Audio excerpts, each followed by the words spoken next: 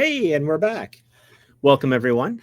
Welcome back to the Routing Loop. I have brought back my good friend John Zobrist, who knows all things ELB, but I've also introduced another friend, Hema, who is the PM for ELB. So what I'm going to do right off the bat is just state our mission statement, as you always say. This channel and this show is every single week appears at the same time on Wednesday at 2 o'clock or 1 o'clock Eastern, 2 o'clock Eastern. What is that? 3 Pacific, 4 Pacific. My times are all screwed up. Anyways, every single time you can check us out at theroutingloop.net, which is our landing page, has all of our previous episodes. And this channel is dedicated for building with AWS networking services, features, constructs to help you build out the best workload that you can have. And John, we know who you are. We're going to reintroduce you, but Hema, you're the new face. Why don't you tell everybody who you are and what you do for AWS? Yeah, hi, Jamie. Thanks for having me. Ever had the moment when your traffic suddenly spikes and your heart rate spikes with it? We've all been there, right? Major product launches, unexpected viral moments, or that marketing campaign that went really, really too well, right? Think about that. By the way, I'm Hema Halagati from the ELB product team, and today I'm joined by my amazing colleagues, also ELB gurus, Zob and Jamie, and we'll be diving into something that's really, really has become a secret weapon for many of our customers. Awesome. Zob, why don't you remind everybody about customer success and who you are? Sure. So I'm John Zobrist, or Zob, and I lead customer success for Elastic Load Balancing, and I've been here about 9 years, and yeah, it's been fun. Nice to be back. Thanks for having me. 1 year over me, Zob. I think I've been here, well, maybe 6 months over me. I think I've been here for 8.5 years. It feels like a long time. It also feels like just yesterday. Feels like it's yeah. Time flies and takes forever. Yeah, it certainly does. So in our title and what we're going to be talking about today, LCU and LCUR. This is all about ELBs and reserve capacity and everything else. So today we're going to be kind of discussing things about how to keep things, as Hema was saying, that thought that we have to keep in our heads, how to make sure that we're safe during lots of traffic or too much success, if you will. So what I'm going to do is I'm going to hand that over to you two to go ahead and lead us in the discussion. Hello, everyone. Hi, Ken. Hi, Divya. It's nice to see you again. We got the question right off the bat. What is an LCU? I promised you we're going to be answering that today. Let's kick it off. Awesome. So let's look at the agenda, right? So we want to give you all the tools you need to provision and manage LCU reservations easily, right? For those of you who are new to this feature, I'll start with a quick overview of the fundamentals. Talk about ELB organic scaling, LCU reservation, and also we'll review some key metrics that you should be aware of. And following my section, Zob will walk you through estimation, provisioning with some real-world example. Just to clarify, when we say LCU reservation, capacity reservation, or LCUR, we are referring to the same concept throughout this presentation.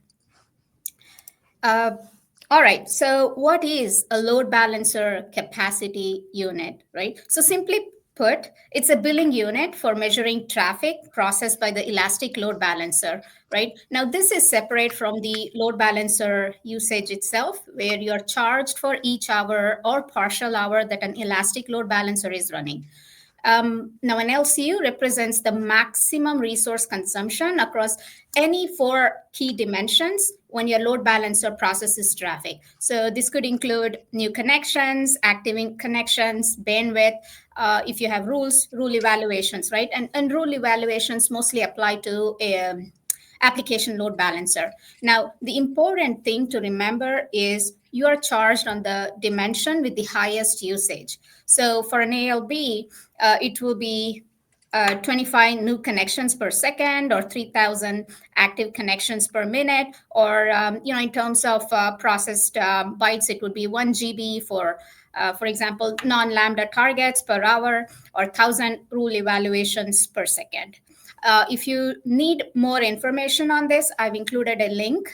This is available on our doc portal. Please feel free to check that out. Now let's spend a little bit time about organic scaling, so you understand the context here. So at AWS, scaling is really fundamental to our design philosophy. We work backwards from your needs, our customer needs, ensuring you can use the cloud without hitting those ceiling limits, right? So every workload for us is unique. What works for one may not work for another. And that's why, we handle the complex scaling operations behind the scenes, based on various workload and application traffic patterns we've observed over the years, right? So we follow three key guiding principles. One is scale up aggressively, up and down, in and out, usually within minutes, right? I mean, while we scale up in minutes, we always trigger scaling in seconds. So that's how fast we are. While we scale up aggressively, we scale down very conservatively. I mean, the system is very cautious and will only allow scaling down once every few hours. And this is intentional, right? And the other one, the other guiding principle is we maintain enough capacity to withstand a availability zone impairment. What this means is the scaling system generally provisions more than enough capacity to ensure, again, there is enough capacity even if a single AZ fails at any given time, right? You can expect your ELB to scale up to support doubling your workload traffic in 5 minutes. It scales on many dimensions, including bandwidth, connection rate, concurrency, and even the expense of any additional processing needed, especially if you have enabled capabilities such as WAF or Lambda, right? So as an example, an ELB handling 1 Gbps of traffic can be increased to 2 Gbps within 5 minutes, and then 4 Gbps in the next 5 minutes, and so on. So important things to remember here, auto scaling is generally sufficient as long as traffic growth is gradual, consistent, and there are no sudden sharp spikes, right? And scale up is always triggered in seconds, new capacity delivered in minutes, and we also have built-in redundancy for availability zone failure. So Hema, here's a quick question on Sure. scaling that I always get. And Zab, feel free to jump in. How high can we scale to? I mean, is it infinite, or what does, as a customer, what do we know our capacity is for scale in terms of how much? So it's not infinite. We do want to eventually make it be as high as we can get towards infinite. And in a lot of ways, for most customers, that's what it will feel like and look like. But per the sharding blog that someone shared, TechFueled had linked, that gets into what you do when you start to get over the amount of capacity a single load balancer can support. And the shorthand for that is you look at the number of nodes. And if you look at DNS and you pull DNS and get all the IPs you've got, or you look at the ENIs allocated for your load balancer, once you're at about 50 nodes, which is a pretty big workload, that's when we want you to start thinking about sharding. As you get closer to the 100 node limit that we've talked about before on the show, you will get a notification that says, hey, prepare to shard, and we'll send you that exact blog saying here's shard. We do have a slide here in a minute, I think, that has the actual numbers in it too, if we want to jump ahead of that, or we can come back and touch on that when we get there. I just want to touch it when you're saying looking at how many nodes, just keep in mind that when you provision an ALB endpoint, that ALB endpoint will have the number of IPs, and it will consume those IPs where you put your ALB. So Zab is talking about taking that endpoint from your ALB and then running a dig on it and seeing how many IP addresses are allocated. And those IP addresses are actually linked to your scale, right? Yep, exactly. And we have one more question I want to ask before we ask Hema to continue. Is this each account has the same limit? How do we look at these limits? I could answer for you, but you guys are the guests. So how are we looking at these scalings? Is it per the actual device? Is it per account? How does that look? You want to take that one, Hema, or? Zab, you can take it. So the default limit for this feature is 0. So in a region, you have a regional number of LCUs you can allocate. And if you go to try to allocate it in the console, you'll see a link right there that will say, click here to request a limit increase. We just did that because not everybody wants this feature necessarily, and it does have cost implications. So we wanted to make sure that folks had an intentional start to its use. But once you go request that limit, you can request some pretty big numbers. I don't know if we'll get into the exact specifics, but anywhere from hundreds of gigabytes to gigabits per second to more than that if you need. So when you open that case, do the calculations that we'll talk through here as well, and say this is like what we're targeting use. And then TechFuel had answered up part of something I was answering before. What would depending on the subnet size, or would also depend on subnet size, talking about the number of IPs. Do you guys want to give any comment to that one? Yeah, we will need one. So each IP. So if you have an internal load balancer, and this is for application load balancer, each of the IPs you have will be in the same that's in DNS. For an external load balancer, you also have a public IP. So you'll see the load balancer node will need one IP that's a private in the subnet, and then an IP will allocate, unless you configure like customer-owned IP or something that IPAM lets you control the IPs that get used by your load balancer. If you don't do that, we'll just use IPs as we go. And the same for NLB, except NLB will be one IP per availability zone. But yeah, the subnet size can limit scaling. And if we go to scale and we hit the limit of the IPs available in the subnet, we'll send you a notification through Personal Dashboard as well that says, we don't have IPs in the subnet. Please adjust some things and get more IPs if you can. You can also migrate subnets on live load balancers. The way we do the workflows behind the scenes there is all designed to be completely transparent and safe. So if you change from a subnet 1 to subnet 2, or you remove a subnet, we'll do all those changes kind of cautiously, and everything will go into DNS when it's ready for traffic. Do you have any recommendations of how many free IP addresses you should have for your ALB? That's a good question. We do require 8 when you create the load balancer. You really only need a few for lifecycle operations, but if your scale is going to get big, then you may get to the point you need multiple IPs. It varies which dimensions of scale. Like some workloads are very request heavy and bandwidth light, but they still need a bunch of IPs. And one of the advantages of using our LCU metrics that we have that are for scaling is this is our scaling system actually giving you an abstraction that says, this is the number in LCUs that you can give back to the scaling system to get the same capacity.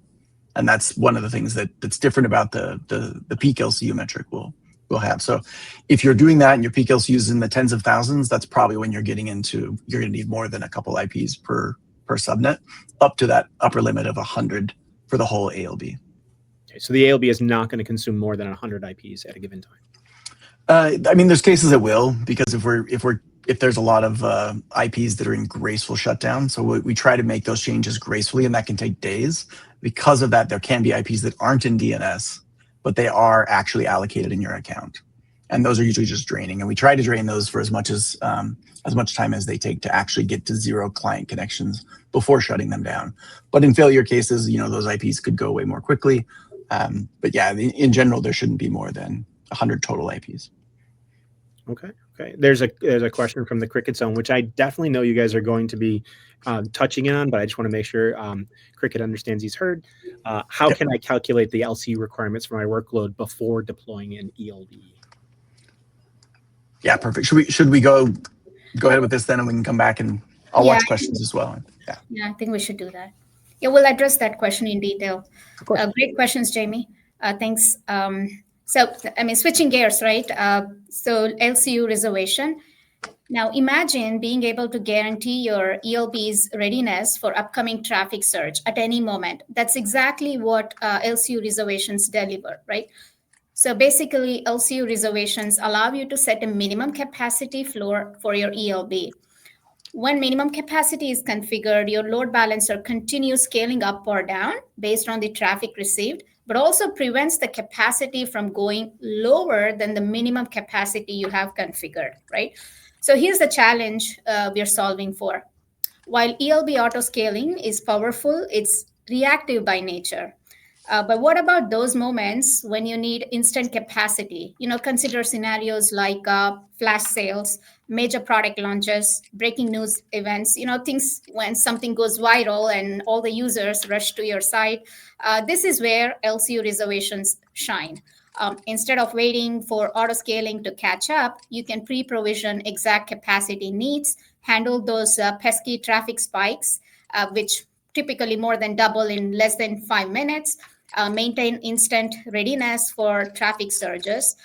The real magic happens when you combine both, right? Auto-scaling for day-to-day flexibility, day-to-day operations, and LCU reservations for those expected traffic surges or one-off events.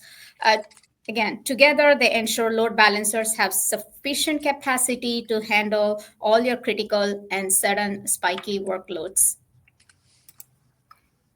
So let me share the 3 game-changing scenarios where LCU reservations can transform your operations, right? First one is, picture this perfect launch.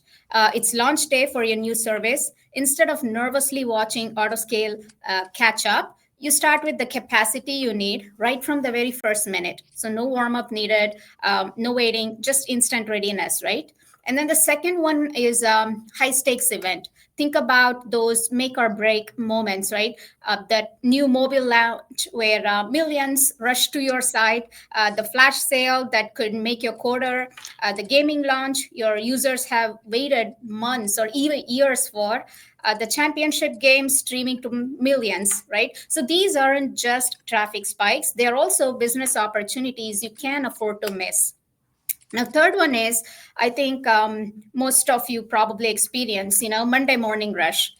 Consider this familiar pattern, right? So Friday evening, markets close, workplaces, businesses close, traffic drops. And Monday morning, maybe at 8:30, 9 a.m., boom, everyone's back, traffic spikes. So why leave this to chance when you can actually plan for it? In each of these scenarios, LCU reservations aren't just a technical feature. They are your performance guarantee, your competitive edge. They transform uncertainty into confidence, ensuring you're always ready for your biggest moments, right? A crucial rule of thumb, consider LCU reservations when you expect traffic to more than double within a 5-minute window. You can review number of new connections, process data, error rates to determine if the traffic surge is greater than 2x in 5 minutes. Or you could also look at your historical events. For example, if you're launching something new next month, you could look at historical launch and see what was your peak traffic, and if you expect 2x, 3x, and so on and so forth to understand whether LCU reservation is needed. Now, here's a pro tip. I'm sure Zob will go into a lot more details.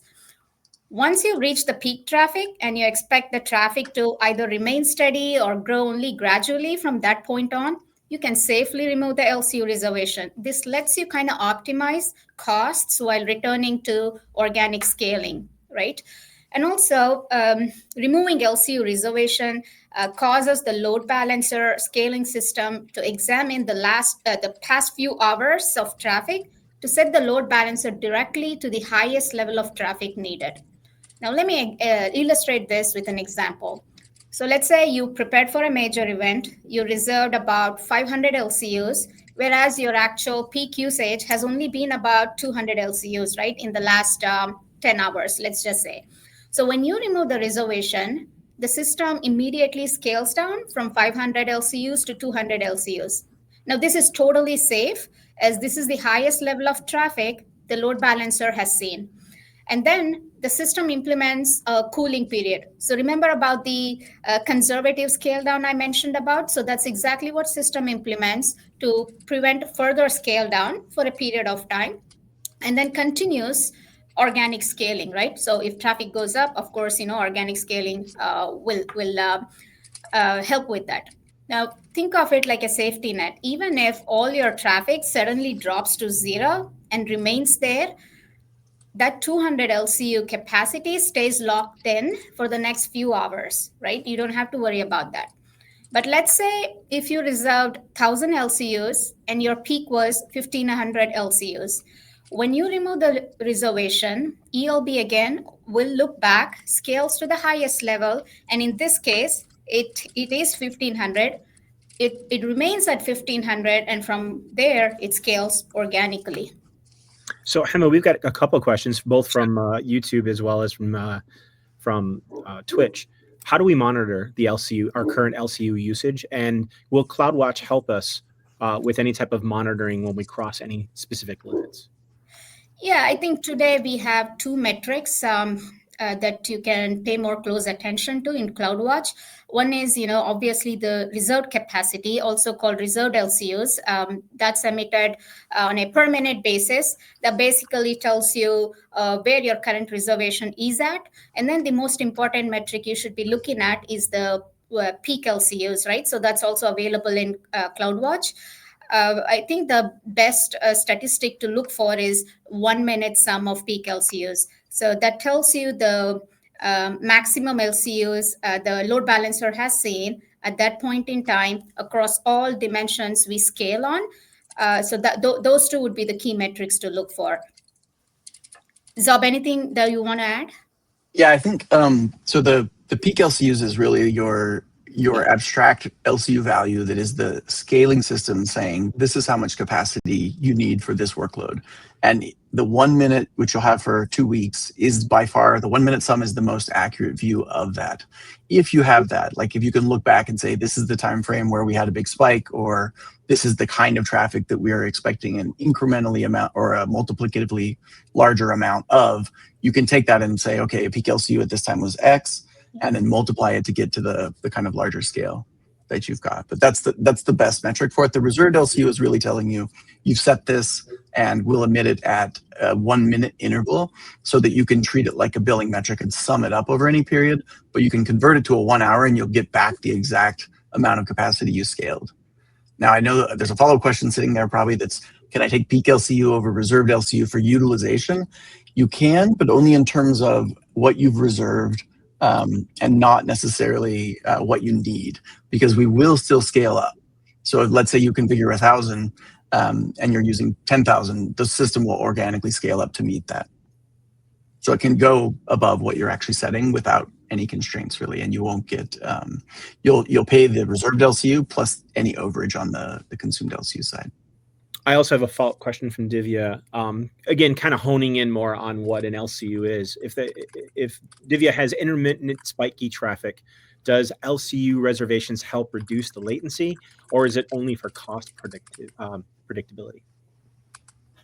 It can help with the latency, but usually it's a temporary help. So it gets you ahead of the capacity you're going to need.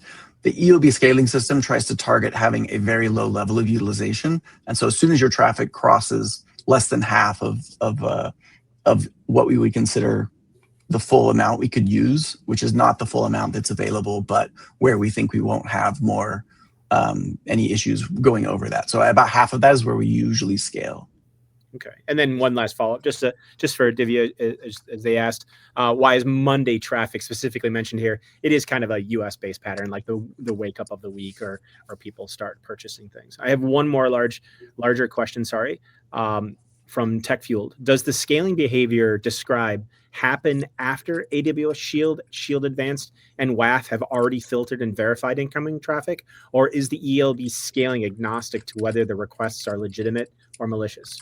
Basically, how can customers be confident that the scale out they're seeing is valid traffic versus bad traffic? So this is a good example for where the scaling metric might diverge from the billing metric, as you're not necessarily charged. But if the traffic arrives at the load balancer, it'll count. And the scaling system could say, I'm making 1 million RPS calls to WAF. That's going to have impact to its CPU, its memory, its network, everything it's doing, and that will trigger scaling. That will show up in the scaling metric. So if you have, say, an event and there's part of the traffic was malicious, you may see a bigger peak LCU. And when you're going in and saying we're going to set the same event or the same level of traffic again, you should ask yourself, did we want to include that malicious traffic? Like maybe that's the goal, is to be ready for a big surge DDoS kind of traffic, or traffic you're going to load shed with something like WAF. So including that in the peak LCU is a good thing, and that's what the peak LCU can help show you that. And I'll just add, I'll move the text because it's blocking my head, but I'll just also add too, if you're using WAF, especially along with something like CloudFront, this is where making more diverse rules helps you out here, right? So if you have more catch-all, like, I know these are my bad actors or bad locations, you could put that on your CloudFront. So that gets filtered out at that edge level. And then when the traffic comes into your ALB, right, then you have less traffic or less malicious traffic that it's coming in there. If you're blocked by Shield or Shield Advanced before the ALB is attacked, or even contacted, that should not affect your ALB. But as Zab said, if the ALB is spinning, right, and it's churning gears and processing requests, at some point the piper needs to be paid for that action happening, and that's why you might see that. Jamie, there was a question on Monday traffic, right? So I'll quickly touch upon that before I move on to next slide. So I think the reasoning behind Monday traffic or Monday rush is, think about a scenario where Friday evening, I wouldn't say all companies, but most businesses, they shut down, and employees, they probably shut down their computer and all good, right? So what happens is you have 48 hours before Monday morning. So, about 48 hours. So based on, how we scale, typically, we scale down every so many hours. So if there's no traffic, we try to organically scale down. And I'm not going to say that there's going to be too many scale down events, but then there will be enough to maybe bring the floor to a different level. And now Monday morning, when everybody comes online and when they start accessing applications, you might see bigger than 2x spike in that 5 minutes. So it's just, a safety net in case, you have traffic really doubling more than doubling in less than 5 minutes.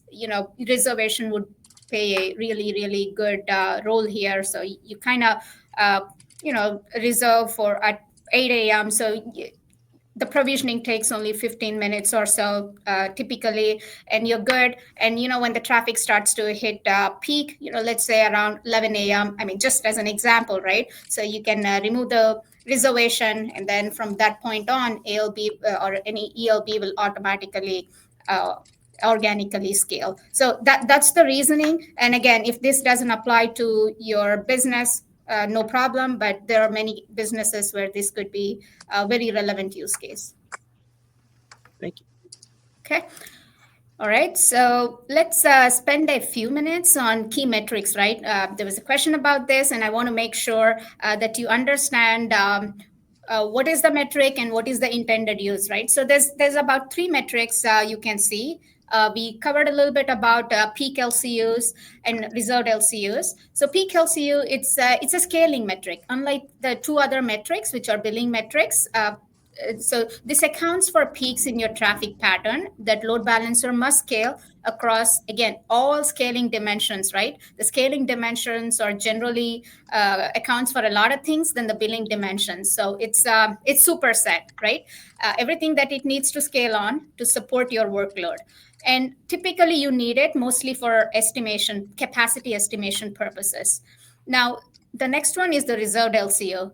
This is a billing metric for reserved capacity, right? So basically, total LCUs reserved on a load balancer, and this is emitted on a per minute basis. So if you want to calculate what your reserved capacity is for a period of time, you just sum up what you see from the metrics, right, on CloudWatch side.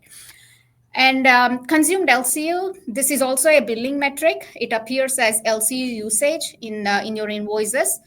This only aggregates, remember, the billing dimensions of your traffic. And again, same with reserved LCU, any period will be the LCU usage for that period. When you have reservation, this is important.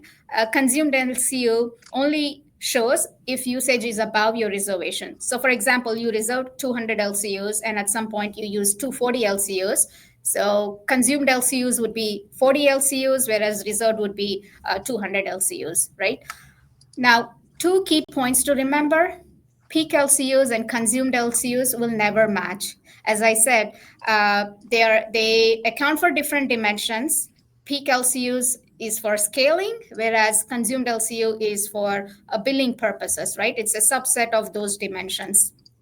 So it's important to note that you can never use consumed LCUs for capacity planning and peak LCU for billing, estimation, and so on and so forth. So please don't do that. They serve different purposes. Now, I want to also touch upon a little bit about how the pricing works, right? To help you kind of get a better understanding of how the reservation results into billing, right? So here's an example. We have 3 application load balancers. Again, example, this could be your NLB or GWLB. The pricing changes, but the idea is you have 3 ALBs. Each has 200 LCU reserved on them. So we're looking at roughly 600 LCUs per hour. Now we're going to be using US East 1 regional pricing. It's about 0.8 cents, right, per LCU. Now, if you do the math, hourly cost would be 600 LCU times 0.8 cents, which is about, let's say, $4.80 per hour. And your daily cost would be times 24 hours, which is $115. And monthly would be, assuming that 31 days in the month, $35.70, right? So that's your monthly cost across all 3 load balancers just for the reservation. Now, here's a key point. As I said, you'll only see additional consumed LCU charges if usage on any of those individual ALBs exceeds 200 LCUs. Now, for more detailed examples, you can also check out the link pricing page on our portal. I've included the link here. See example 5 that talks about, how this looks like if there is consumed LCU. So Cricket asks, if the traffic spikes, does the AWS automatically scale beyond reserved LCU and bill the extra as consumed LCU? That's right. Yeah. So even when you have reservation active, ELB will continue to organically scale, right? So if there is usage, again, as I said, if you've reserved 200, but if your usage at that point was 250 or 240 LCUs, then 200 would be your reserve, and you will be billed for additional, in this case, if it's 250, additional 50 LCUs. Yeah, so I guess the main point here to keep in mind, folks, is reserved LCU is not a ceiling, right? That is basically you saying, I'm expecting this much traffic, and I need something there to answer. If you go over that, of course, we'll still scale. I mean, that we're an elastic company, as we like to say, right? So we're not ceiling you. So also on the other side of that, don't expect to use this as a way to ceiling your traffic, because I do know that there are some workloads out there where some folks might want to cut traffic off. This is not what that is for. Yeah, the other thing to note is the other way, right? So let's say you reserve a capacity of 200 LCUs, but let's just say you only seen about 100 LCUs. You will still be charged for minimum capacity, in this case 200, even though your usage was under 200 LCUs. I think that's something that I want to also mention, because some of you have asked in the past, hey, will I get billed for reserved capacity if the usage is below reserved capacity, right? The answer is yes, you will be billed for minimum reserved capacity. Thanks. And then, of course, Tech First has one other one. And this is following the paradigm where you have an NLB in the front, and an ALB is the natural target for NLB. And there's many reasons to do this: private link and also having a static IP address, all of that. So the question is, if I'm using that for any of those particular reasons, and do I need to do LCUR for both the ALB and the NLB, or do I need to do different? How do I look at those 2 different constructs when I'm doing it side by side in that scenario? Zab, do you want to take that? Yeah. Oh, yeah. Sorry. I replied in the chat as well, but you do need to consider both of them. There is a very big difference in how NLB and ALB are built under the hood, and NLB has a lot more burst capacity and can scale much more quickly in most cases, but it also doesn't scale on some things like connection rate. So we do have slides later on for NLB scaling. We can go into a little bit deeper on that, but what you should do is consider, is the NLB going to need it on its own, and is the ALB going to need it on its own when they're chained like that? But the NLB pre-warm, the minimum you can configure is about 6 gigabits per second per AZ. So it's very common to see your ALB needs the pre-warm, but your NLB does not. Yeah, I wanted to hit on that point too. Remember, those 2 constructs scale very differently. They have different purposes, right? NLB is much more used to spiky traffic.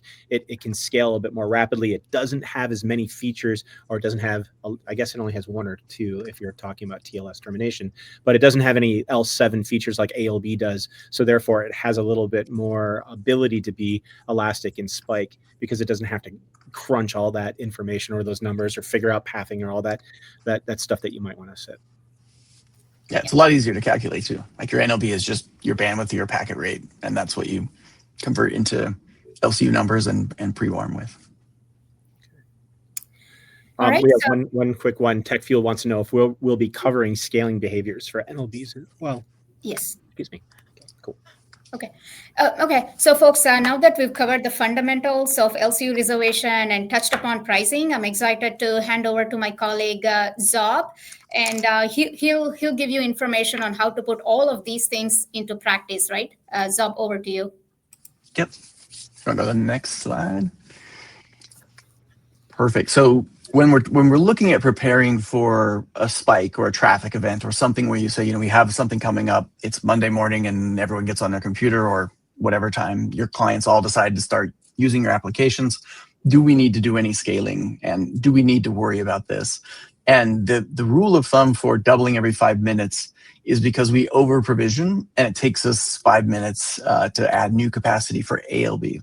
For NLB, we can add new capacity under the hood. It's transparent. In less than a minute, we can scale up more capacity. And the big difference there is the NLB scaling doesn't change the IPs or affect existing connections. So your connections that get established to your NLB can migrate transparently to other hosts under the hood as we add more and more and more of them. On the ALB side, we're launching single tenant nodes. We configure them just for your load balancer. They're not doing anything else.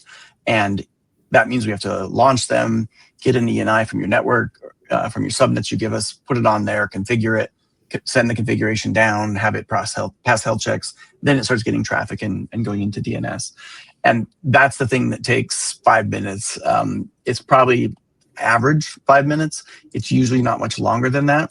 But it's oftentimes shorter than that. So there will be times when you're going through this process to calculate capacity and saying, oh, we thought we needed this because we did double every 5 minutes, but it turns out we don't really need it. It's kind of a least common denominator rule. So it's a good one to use and say, we're not sure. And everything we do at ELB, we try to bias for saying, hey, we'd rather be overscaled than underscaled. And that's true here, just like it's true in our normal organic scaling.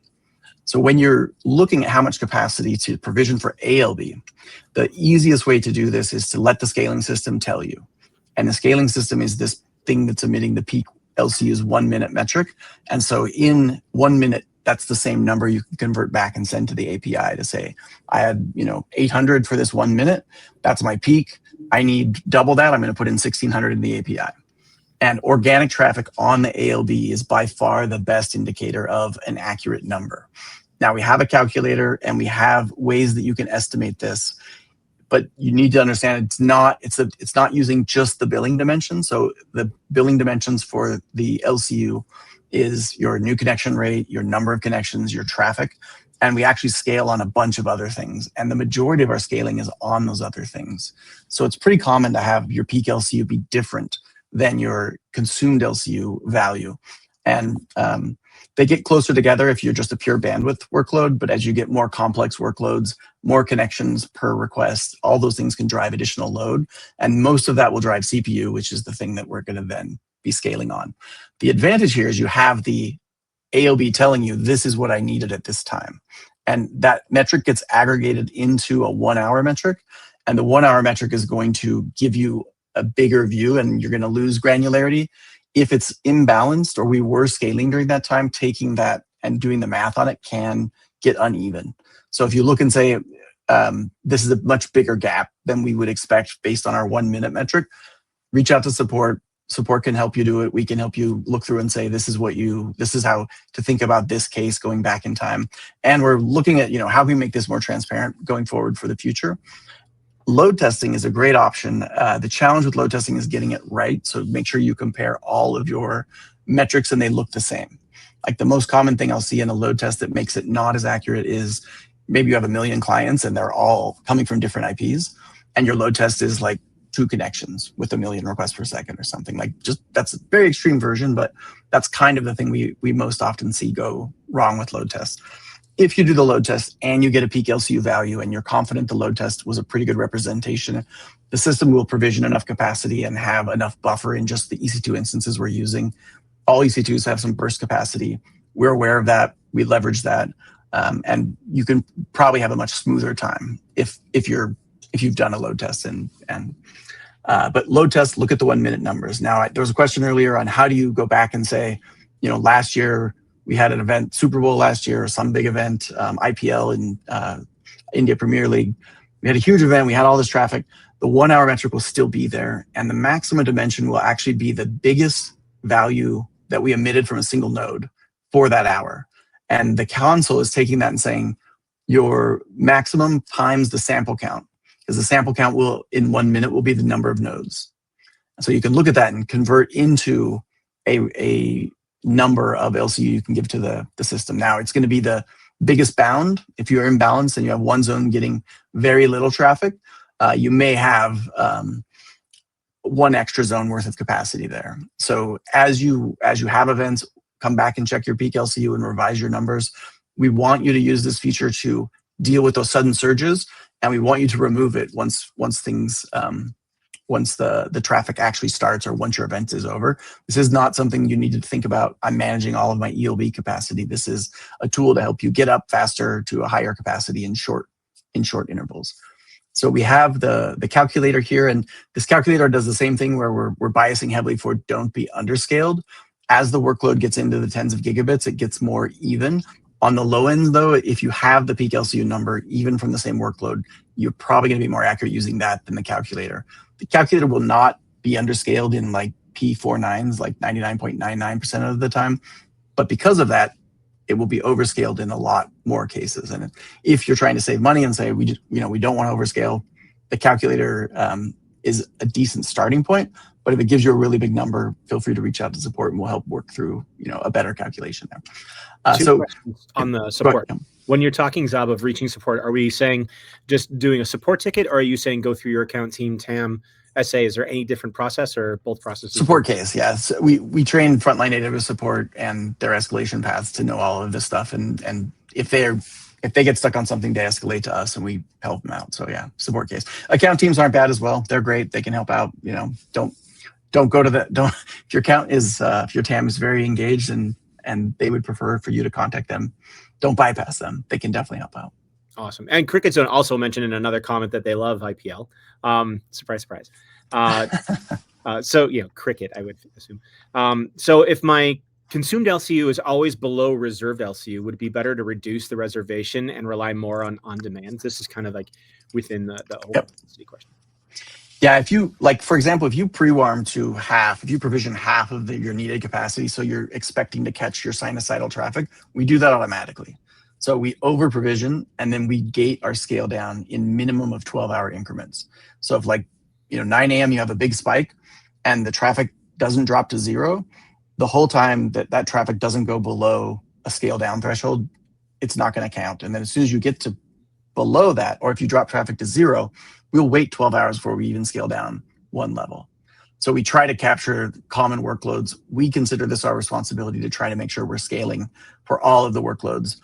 But we realize there are some workloads where you're going to shift over 100 gigabits from A to B. Absolutely, you should be using this feature if you can't do it gradually, over a period of hours or something.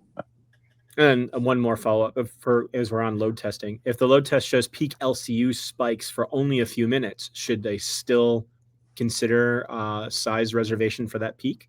So there's two things to think about there. One is if that spike is the same size as what you're looking for, then yes, the answer is that's the right number. Like if you think that's what's going to happen on your actual event or what you're going to pre-warm for. But if you didn't pre-warm and you had the spike and your load test is like your real traffic, look for errors. And if you don't see errors, if there were no 5XX, if your backends are getting overloaded, if you didn't have client TLS negotiation errors on your ALB, you didn't have any problems, you probably didn't need the pre-warm, even if it is double every 5 minutes, like even if it's past the baseline scaling. And the vast majority of scaling, that's what it looks like. If you're nervous or you want to be sure, provision the capacity. When you do provision it, as soon as the traffic starts, or you hit the peak of your event, it's safe to remove.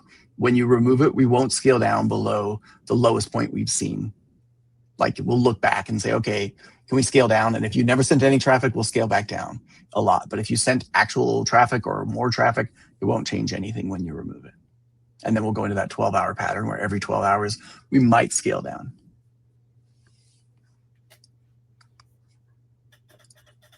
I think that was the questions I saw, if that was. So moving on. Now, for NLB, there are two metrics. So on the network load balancer, we scale on the bandwidth, and that includes both like the gigabits per second and the packet per second rate. We don't scale on the connection rate. So the new connection rate that you can send to your network load balancer doesn't change. We don't have a knob to change it. The way we mitigate that is the sharding, which somebody shared the blog earlier. If you need more connections per second or more total connections, then shard out and go wide. And we have a lot of customers doing this at very large scales. And it's smooth, it's consistent. It's another benefit of the NLB multi-tenancy that it has under the hood. But when you're looking at the actual thing that we do scale on an NLB, you've got packet per second rate and bytes per second. And then there's two metrics for each of those. There's a peak metric and there's a process metric. You probably want the peak metric if your spike is less than 1 minute long. Like if you do have a spike that's 1 second, you probably want to look at the peak and calculate based on that. If your spike is gradual and it's not noisy within sub 1 minute timeframes, you can just look at the normal process bytes metric because you're basically just looking at the average. When you do the calculation for NLB, do we have another slide for that? Because I think you convert. Can you go to the next one, Hema?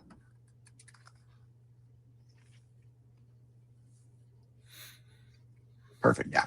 So an LCU on ALB is much more complicated than it is on NLB. And for provisioning, all we care about is that packet per second rate or the byte per second rate. And for both of those, to know how many LCU to calculate, convert the higher of the two. So if you have packet per second higher than bytes per second with this conversion, so convert both, and whichever one's higher, take the higher one. And when you're converting, this is just math. So this is something that we have a hard rule that says 1300 byte packet, which is roughly the average size of internet MTU packets. But so when you convert that, convert both of them to megabits per second, and then divide that by this 8,000 divided by 3,600. And that 8,000 is 1 gigabyte times 8 into 8,000 megabits. And that's the amount that an LCU is over 1 hour. And then divided by 3,600 seconds, which you get 2.22222. If you're just doing the math, 2 3 2s is enough, but if you only do 1 2, you're going to be off by 10%. So divide all that, convert it into megabits per second, and then convert it to LCU with this. Take whichever LCU is higher and use that one. Now, NLB and Gateway Load Balancer, this applies to both of those, and they both scale the same under the hood, but they both scale in each AZ independently. So when you set provision capacity, we divide it into all of the AZs that you have enabled. And just to call out another best practice here that everyone should be aware of, we don't expect customers to have empty AZs. So there are places where an empty AZ will cause us to behave differently, especially with regards to scaling. So avoid empty AZs. If you think you have a reason for empty AZ, reach out and talk to support about it just to make sure. There are definitely cases for it, but it's the rare one. So when you're calculating this on NLB and you say, I need this much capacity, and you have 3 AZs, you give it this much capacity and it converts it to AZs. If you were looking at the zonal metrics, you go the other way. So if you had zonal metrics for 1 AZ and you're going to multiply it to all 3, multiply it by 3 before giving it to the API. And TechFirst mentioned the calculator is way high. That's absolutely the intent of that calculator, is to be very high. Like, we didn't want people who were starting with just random, like a raw bandwidth number, to have a chance of being underscaled. So we bias heavily for overscaling. Again, set it for the start of the event, run it through the event, and remove it when you've hit peak, and it won't scale down. The calculator works fine though for NLB. Like, it should be exact if you put in the actual numbers. We do see a lot of folks trip up on the converting into like megabits per second. It's very common to see somebody bring their 1 or 5 minute graph and say that's our megabits per second. You're like, no, that's actually your megabits per 5 minutes or your gigabits per 5 minutes. So make sure you're getting those things right. And just real quick, 1300 bytes assumed for the LCU conversion. So this is just where we make the math the same, because under the hood we're provisioning EC2 instances. And so we say, when you give us a number for PPS, we use 1300 bytes to convert for how much LCU you get. And it doesn't affect what your actual packet size is, if that makes sense. Okay. So what does it look like running this through an event when you have something coming up? Now, depending on the event, like IPL is a big event. There's a lot of customers that do events for IPL. They might be in the same region you're in. If it's something really big, you may want to extend out that time frame of when you set it in advance. But once you've determined the capacity, you're going to set it via the API. We do have a public Lambda function that you can use to schedule it that makes it easier to kind of say, like, at this time, schedule this, since the API doesn't do scheduling. But you set the capacity via the API. We'll go and immediately try to provision it. We'll keep trying until we provision it, and you can call the API and say, what's the state, and it will say provisioning or done. You don't pay for it until it flips into provisioning. So the LCU, even if we start emitting the reserved LCU metric, you won't actually pay for that until we get it into the until we provisioned it. And then once it's completed, you're ready for the event starts. Once the event ends, or if you've hit a peak traffic and you're confident there isn't another much bigger spike coming, it's safe to just remove it then. It won't usually cause scale down. And then after the event, if you go back and look at it and say, okay, what were the peak LCU numbers we hit, you can get the 1 minute data and get more granular for a future similar event. Yeah, I think that's the key point, right? LCU reservation is meant for handling temporary spikes. So please remember to monitor, adjust, and reset LCU reservations after the event has ended or traffic has peaked, right? So make sure that you do that. Yeah, perfect. Thanks, Emma. And then so let's look at some of these, and these are wonderful graphs I made myself. I was gonna actually make these into CloudWatch graphs, but then when I actually liked them because it was a much simpler thing just to kind of distill it down. So when we look at a workload like this is a standard, we're growing over time, and we see this on days, months, minutes, time frame. So a lot of these workload, like most workloads look like this, sinusoidal over some period. We expect ELB to scale just normally for all of these, right? So we're as soon as you cross a threshold of about half of the capacity you're using, we'll provision more capacity. If you cross that threshold, we'll keep provisioning more capacity, more capacity, and more capacity. We've gotten a lot faster at that over the years. I think the vast majority of cases, nobody needs to do anything special these days to get their ALB to scale to just about whatever they want. If you are going to go from 0 to 500,000 or 1 million requests per second, absolutely, you're going to want to use provision capacity. If it's a really important event, it's probably worth using provision capacity just to de-risk it. But let's go to the next one, and we can kind of. So in a steady state, this is what most ELBs look like. They just have the capacity provision that they have, and because they hit half of that capacity in a 24-hour period, they usually don't ever scale down. So they'll just stay at some steady, happy rate, keep on going. Next. This is the case where, okay, we've gone up faster than the scaling system can keep up. And this will usually be multiple dimensions going much more than 2x every 5 minutes, but that's our least common denominator, so good rule of thumb. But this is the case where you want to provision in advance.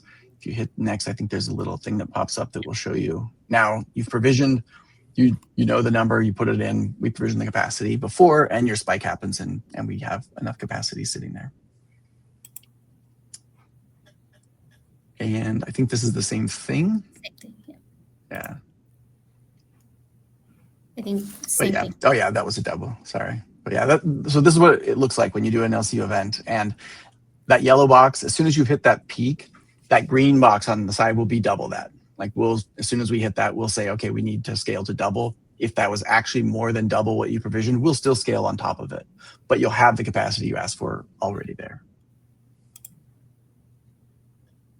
And then this is the Mondays one, and Mondays is just, a lot of things start Monday morning in whatever time zone you're in, like the market. If you have an event that's Fridays or something and you've got low traffic for multiple days beforehand and then a sudden spike, use that scheduling. I'll share the GitHub link, but use that to just schedule and say, hey, every Monday morning or every whatever, and about an hour before the event, set this, and then it'll scale up in advance, and you can have a smooth start. Remove it as soon as as soon as the market opens and you hit your peak.